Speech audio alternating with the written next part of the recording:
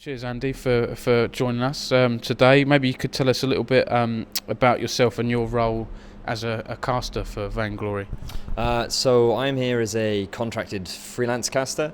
I've been doing their online qualifier for the winter season, and that started back in January, and that was every weekend leading up to these live finals. So last week I was in Santa Monica doing their North American live final, and I'm here in Europe to do their European live final. Cool, okay. And could you tell us a little bit about your background, how you got to where you are today? Because you started off at the NUEL, is that correct?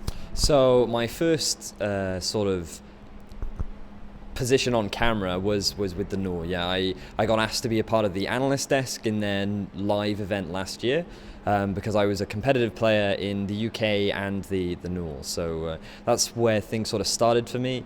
I was able to make a lot of contacts there, and I was able to meet a lot of people and be introduced to casting as a whole. And then from there on, I had the right people offer me the right opportunities, and then things just kind of went from there. I feel really bad. I wasn't aware you was a player. What was that in? Where did you start off? So I used to play for Cardiff University, and I actually built their the Cardiff University League of Legends page.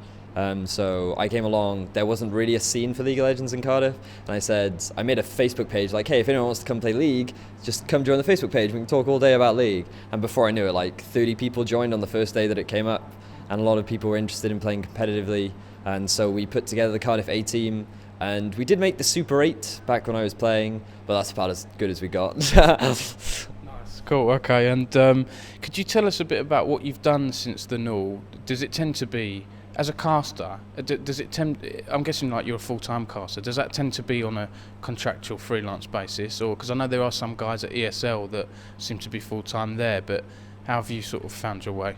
So I'm full-time freelance. I work for a number of different organizations. I've done work for iSeries, I've done work for ESL, I worked for PGL over in Romania, I've worked for Super Evo Megacorp here, and I've done some jobs for Riot as well.